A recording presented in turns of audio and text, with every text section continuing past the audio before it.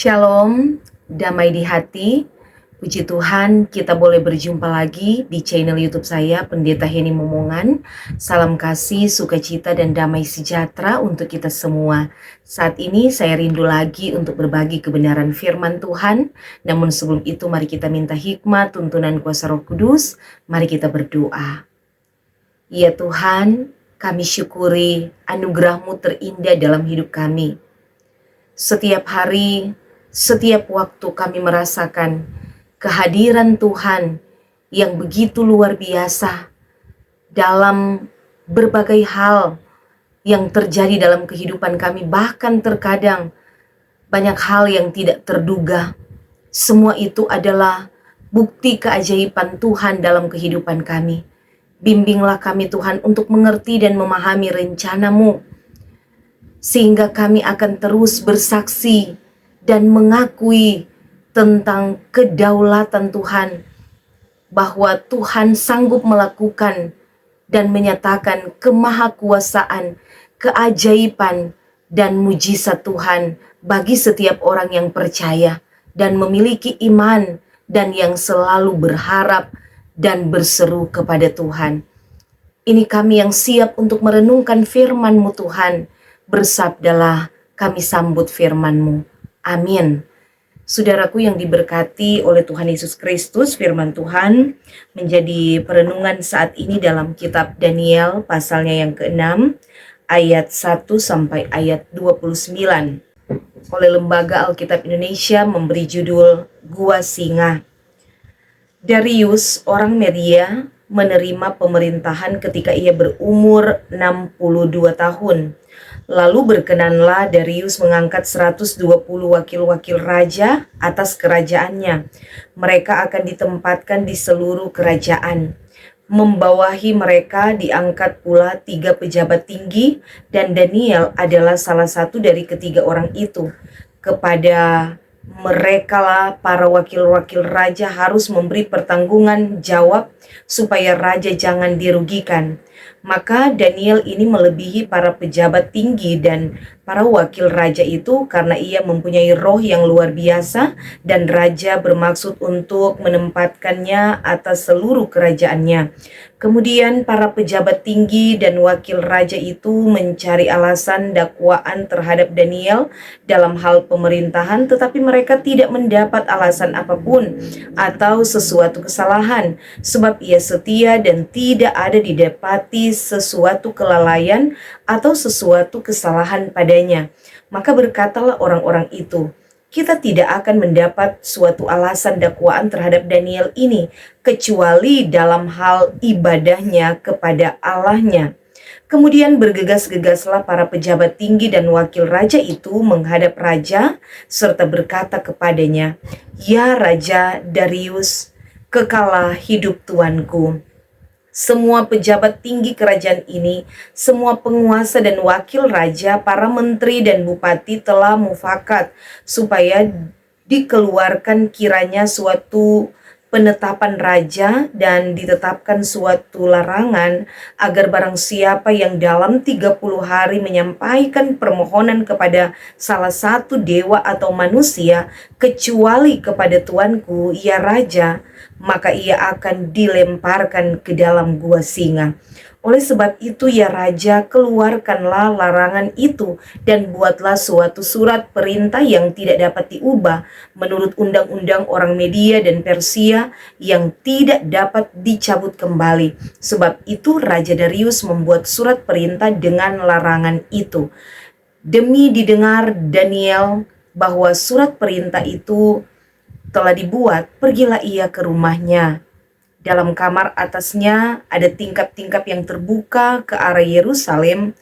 3 kali sehari ia berlutut, berdoa serta memuji Allahnya seperti yang biasa dilakukannya. Lalu orang-orang itu bergegas-gegas masuk dan mendapati Daniel sedang berdoa dan bermohon kepada Allahnya. Kemudian mereka menghadap raja dan menanyakan kepadanya tentang larangan raja. "Bukankah tuanku mengeluarkan suatu larangan supaya setiap orang yang dalam 30 hari menyampaikan permohonan kepada salah satu dewa atau manusia kecuali kepada tuanku ya Raja akan dilemparkan ke dalam gua singa?" Jawab raja, "Perkara ini telah pasti menurut undang-undang orang Media dan Persia yang tidak dapat dicabut kembali." Lalu kata mereka kepada raja, "Daniel, salah seorang buangan dari Yehuda, tidak mengindahkan tuanku ya Raja, dan tidak mengindahkan larangan yang tuanku keluarkan, tetapi 3 kali sehari ia mengucapkan doanya." Setelah raja mendengar hal itu, maka sangat sedihlah ia, dan ia mencari jalan untuk melepaskan Daniel. Bahkan sampai matahari masuk, ia masih berusaha untuk menolongnya. Lalu bergegas-gegaslah orang-orang itu menghadap raja serta berkata kepadanya, "Ketahuilah ya raja, bahwa menurut undang-undang orang Media dan Persia, tidak ada larangan atau penetapan yang dikeluarkan raja yang dapat diubah." Sesudah itu raja memberi perintah, lalu diambillah Daniel dan dilemparkan ke dalam gua singa. Berbicaralah raja kepada Daniel, "Allahmu yang kau sembah dengan tekun, dialah kiranya yang melepaskan engkau." Maka dibawalah sebuah batu dan diletakkan pada mulut gua singa. Lalu raja mencap itu dengan cincin meterainya dan dengan cincin meterai para pembesarnya, supaya dalam hal Daniel tidak dibuat perubahan apa-apa. Lalu pergilah raja ke istananya, dan berpuasalah ia semalam-malaman itu. Ia tidak menyuruh datang penghibur-penghibur, dan ia tidak dapat tidur. Pagi-pagi sekali, ketika fajar menyingsing, bangunlah raja dan pergi dengan buru-buru ke gua singa. Dan ketika ia sampai dekat gua singa, berserulah ia kepada Daniel dengan suara yang sayu. Berkatalah ia kepada Daniel, "Daniel, hamba Allah yang hidup, Allahmu yang kau sembah dengan tekun, telah sanggupkah ia melepaskan engkau dari singa-singa itu?" Lalu kata Daniel kepada raja, "Ya Raja, kekalah hidupmu. Allahku telah mengutus malaikatnya untuk mengatupkan mulut singa-singa itu, sehingga mereka tidak mengapa-apakan aku. Karena ternyata aku tak bersalah di hadapannya, tetapi juga terhadap tuanku ya Raja, aku tidak melakukan kejahatan." Lalu sangat bersukacitalah raja, dan ia memberi perintah supaya Daniel ditarik dari dalam gua itu. Maka ditariklah Daniel dari dalam gua itu, dan tidak terdapat luka apa-apa padanya, karena ia percaya kepada Allahnya. Raja memberi perintah, lalu diambillah orang-orang yang telah menuduh Daniel, dan mereka dilemparkan ke dalam gua singa, baik mereka maupun anak-anak dan istri-istri mereka. Belum lagi mereka sampai ke dasar gua itu, singa-singa itu telah menerkam mereka, bahkan meremukkan tulang-tulang mereka. Kemudian Raja Darius mengirim surat kepada orang-orang dari segala bangsa, suku, bangsa, dan bahasa yang mendiami seluruh bumi. Bunyinya, "Bertambah-tambahlah kiranya kesejahteraanmu.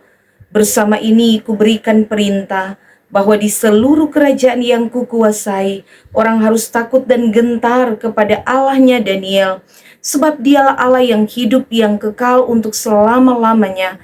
Pemerintahannya tidak akan binasa dan kekuasaannya tidak akan berakhir. Dia melepaskan dan menolong dan mengadakan tanda dan mujizat di langit dan di bumi. Dia yang telah melepaskan Daniel dari cengkraman singa-singa. Dan Daniel ini mempunyai kedudukan tinggi pada zaman pemerintahan Darius dan pada zaman pemerintahan Kores orang Persia itu." Demikian jauh pembacaan Alkitab. Tema perenungan saat ini, beranilah seperti Daniel. Saudaraku yang dikasihi diberkati Tuhan, kisah tentang Daniel sungguh menjadi sumber inspirasi bagi kehidupan orang percaya. Meski masih muda, Daniel memiliki keberanian dan tetap teguh beriman meski di tengah situasi yang sulit. Daniel yang berarti hakimku ialah Allah. Alkitab mencatat bahwa Daniel, Hananya, Misael, Asaria didapati bahwa mereka 10 kali lebih cerdas daripada semua orang berilmu dan semua ahli jampi di seluruh kerajaannya. Itu dapat kita baca pada pasal 1 ayat 20. Nama mereka diganti, Daniel diubah menjadi Belsyazar, Hananya menjadi Sadrak, Misael menjadi Mesak, dan Asaria menjadi Abednego. Nama yang disesuaikan dengan penamaan bangsa Babel. Pada awalnya Daniel hanyalah seorang tawanan yang dibawa oleh Raja Nebukadnezar ke Babel. Hingga akhirnya Daniel diangkat oleh Raja Darius menjadi orang kedua setelah raja, membawahi 120 pejabat setingkat gubernur. Daniel beroleh peninggian dari Tuhan karena ia memiliki kehidupan yang berkualitas. Daniel melebihi para pejabat tinggi dan para wakil raja karena ia memiliki roh yang luar biasa, karunia atau kemampuan mengartikan mimpi, sehingga raja memberikannya kedudukan yang tinggi. Maka timbullah kecemburuan dan iri hati para pejabat, penguasa dan wakil raja, para menteri dan bupati bermufakat untuk menyingkirkan Daniel dari posisinya.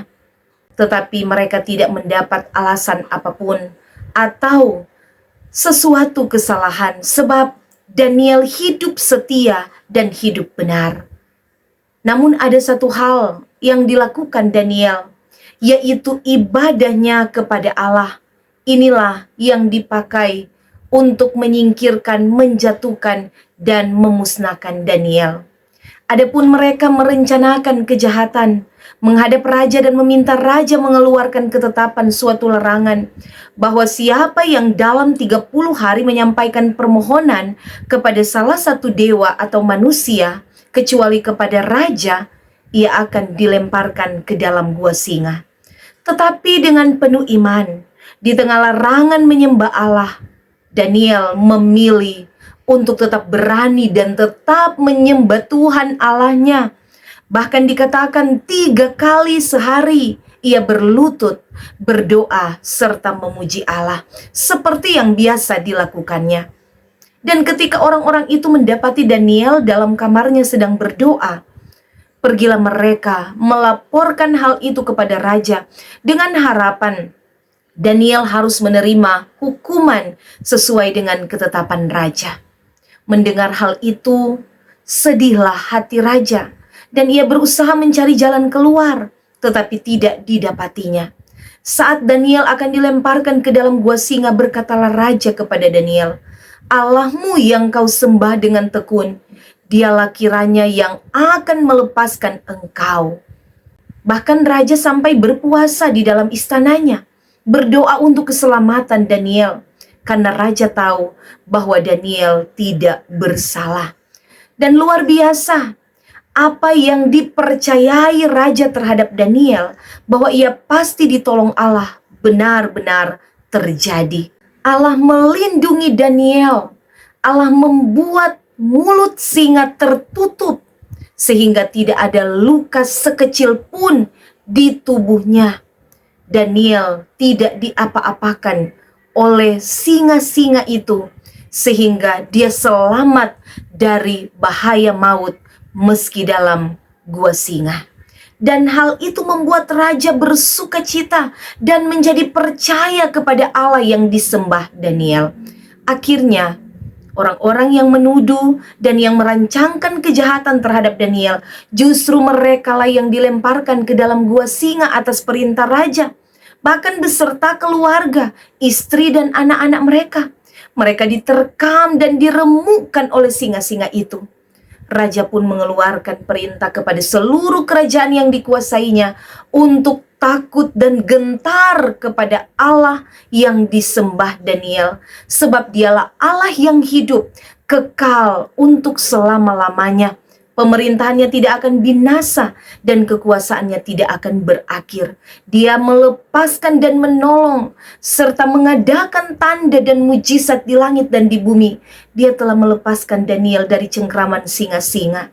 Dan sebagai buah ketaatan dan kesetiaan, keberanian dalam mempertahankan iman kepada Tuhan Allah, Daniel mendapatkan kedudukan tinggi pada zaman pemerintahan Raja Darius dan pemerintahan Raja Kores. Saudaraku yang dikasihi diberkati Tuhan, ketika seseorang berada dalam kesukaran, tekanan, atau masalah yang berat, biasanya orang mudah sekali meragukan, bimbang, dan melupakan atau meninggalkan Tuhan. Karena mata jasmaninya hanya tertuju kepada besarnya masalah. Tetapi Daniel tidak goyah imannya kepada Allah. Keteguhan hati Daniel sungguh luar biasa. Tekadnya untuk mengiring Tuhannya tidak pernah goyah. Apapun yang terjadi pada dirinya, ia tetap percaya pada Allahnya yang sanggup menolong dan menyelamatkannya. Daniel tetap percaya kepada Tuhan, imannya tetap teguh.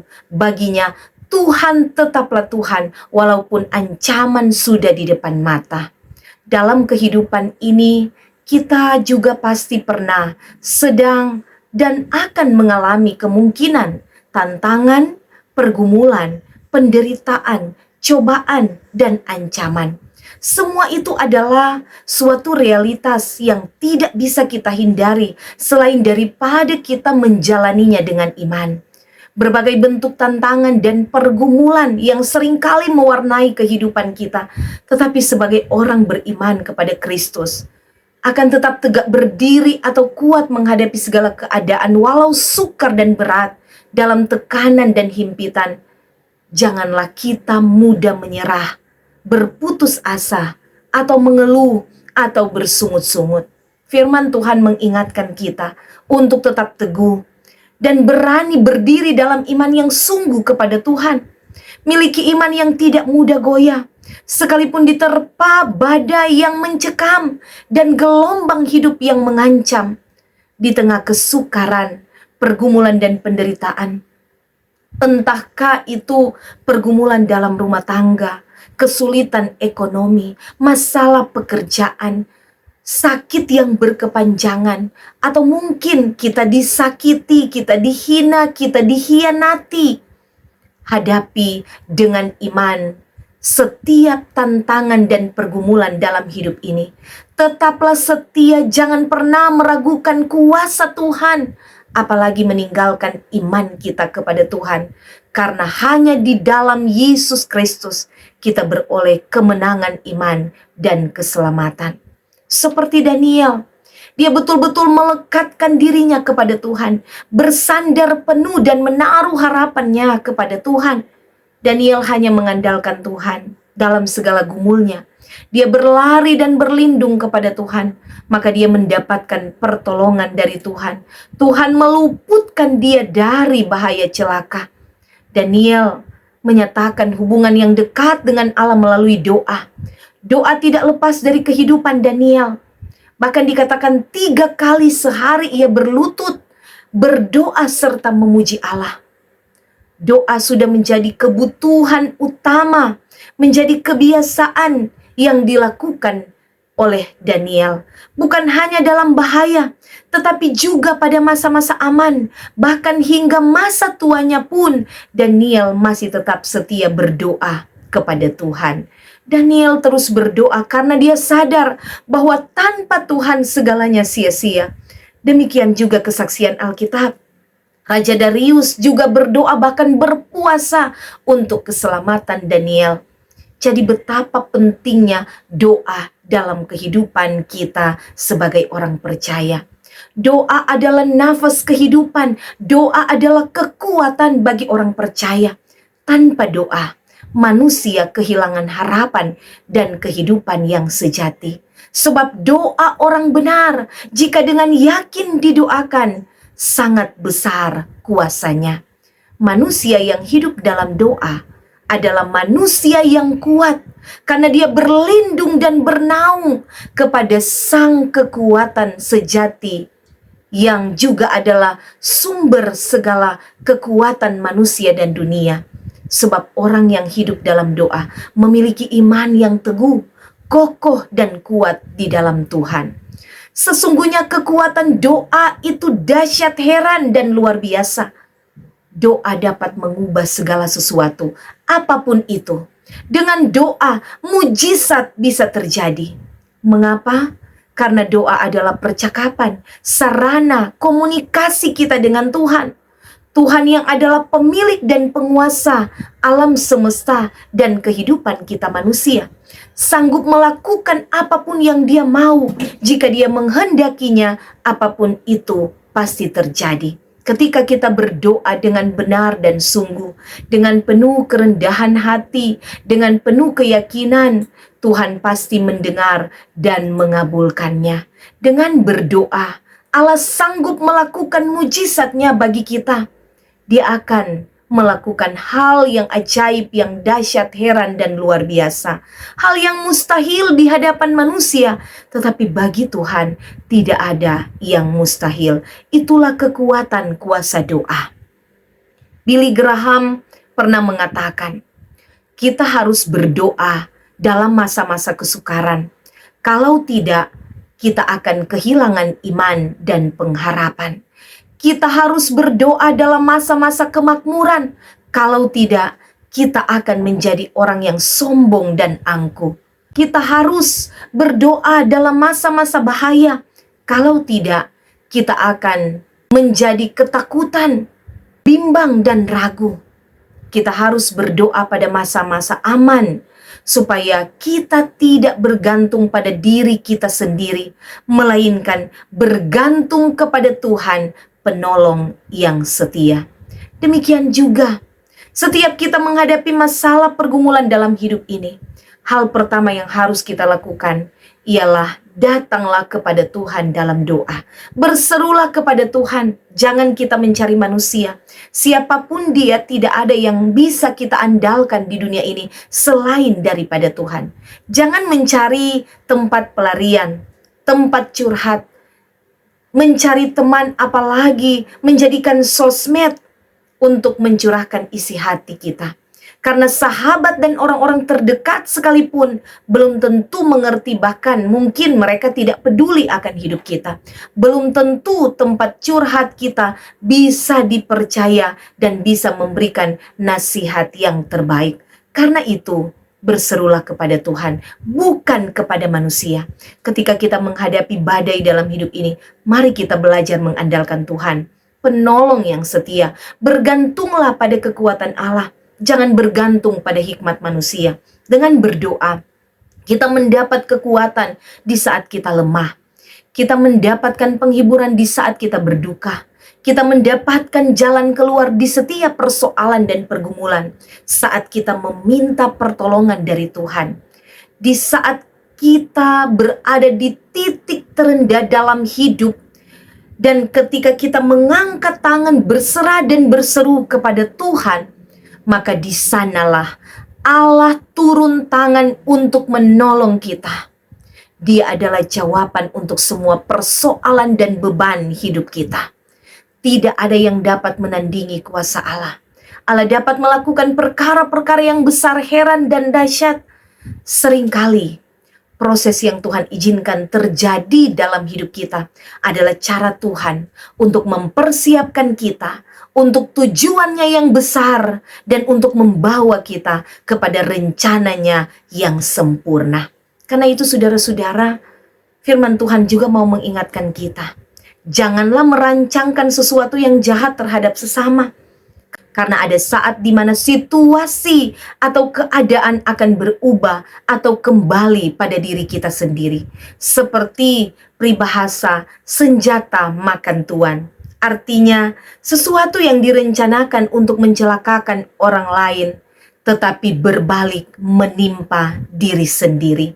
Mari saudara, tetaplah kita hidup dalam kebenaran, dalam ketaatan, dan kesetiaan iman kepada Tuhan. Lakukan apa yang baik, berdoalah bukan hanya untuk diri kita sendiri, tetapi juga berdoa untuk sesama. Maka percayalah, Tuhan tahu apa yang terbaik. Dia mengatur dan merancangkan sesuatu yang indah dan penuh damai sejahtera bagi kita semua. Terpujilah Kristus. Amin.